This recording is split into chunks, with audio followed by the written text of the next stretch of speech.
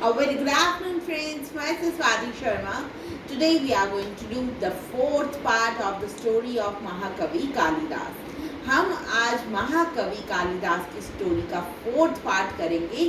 देखिए हुआ क्या, पहले एक बार रिकैप करते हैं. देखिए राजा जो था वो चाहता था उसकी बेटी की शादी वारारुचि से हो जाए, जो कि एक बहुत बड़ा स्कॉलर था उसके दरबार का. लेकिन उसकी बेटी जो थी विद्योत्तमा, वो चाहती थी कि वो शास्त्रार्थ करे, मतलब डिबेट करे, और जो उसमें जीते वो उससे शादी करे. वो वारारुचि से शादी नहीं करना चाहती थी क्योंकि उसको लगता था वो उसके जितना बड़ा स्कॉलर नहीं है. अब क्या हुआ, ये बात जो थी वारारुचि को बहुत बुरी लगी. उसी दौरान एक घटना घटी. घटना क्या थी, पंडित जा रहे थे राजा के दरबार के. उन्होंने देखा एक आदमी डाल पर बैठा हुआ था और जिस डाल पर बैठा हुआ था उसी को काट रहा था. उसको देखकर वो हैरान रह गए. उन्होंने कहा ये कितना बड़ा मूर्ख है, जिस पर बैठा है उसी को काट रहा है. उन्होंने क्या सोचा, उन्होंने सोचा हम वारारुचि को ये बताएंगे. और कालिदास, वो आदमी कौन था जो बैठा हुआ था डाल पर, वो थे कालिदास.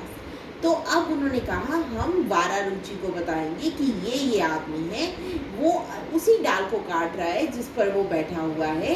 तो अब उसको हम रानी के, प्रिंसेस के आगे ले जाएंगे और उससे उसकी शादी करवाएंगे. इस तरह से उससे, प्रिंसेस से बदला लेंगे. तो ये हुआ. अब क्या हुआ, कालिदास को ये लेकर गए प्रिंसेस के पास, उसमें लेकर गए, उसके महल में लेकर गए. तो अब करते हैं फोर्थ पार्ट शुरू. देखिए कालिदास मान गए.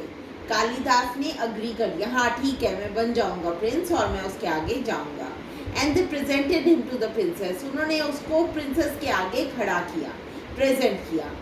As per Vararuchi instruction, the cowherd boy was not allowed to speak.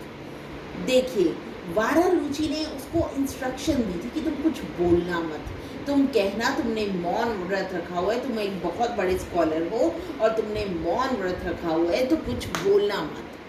Dressed as says, वो एक बहुत बड़ा ऋषि बन के कालिदास जी वहाँ गए. हु इज डूइंग तपस्या, जो वो कहना चाहते थे कि वो तपस्या कर रहे हैं बाय रिमेनिंग साइलेंट.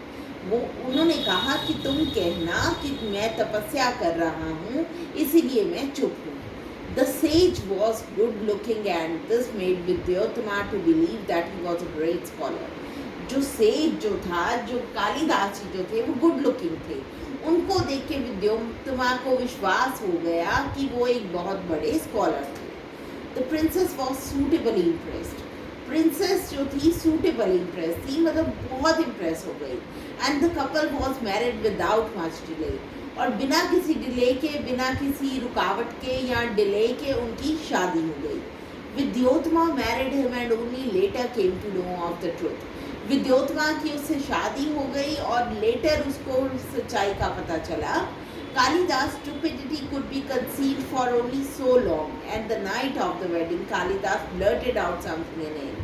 देखिए कालिदास जी की जो स्टूपिडिटी थी वो छुपी नहीं रही. कंसील्ड क्या होता है, छुपे रहना. फॉर ओनली सो लॉन्ग, थोड़ी देर के लिए छुपी रही.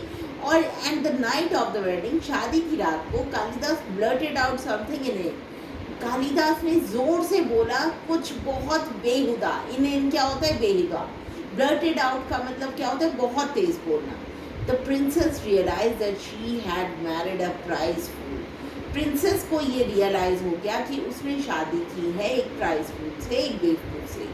She insulted him by saying don't show her his face till he gets rid of all that. उसने कहा कि मुझे अपनी शक्ल ना दिखाना जब तक तुम इन सारी बेवकूफ़ियों से छुटकारा नहीं पा लेते.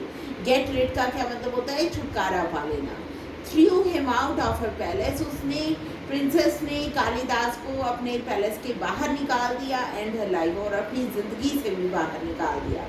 Kalidas thus grew determined to become the wisest and most learned man in the country.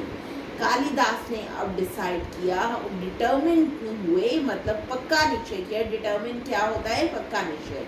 To become the wisest, कि वो सब दुनिया के, कंट्री के सबसे वाइजेस्ट और लर्नड, विद्वान बनेंगे.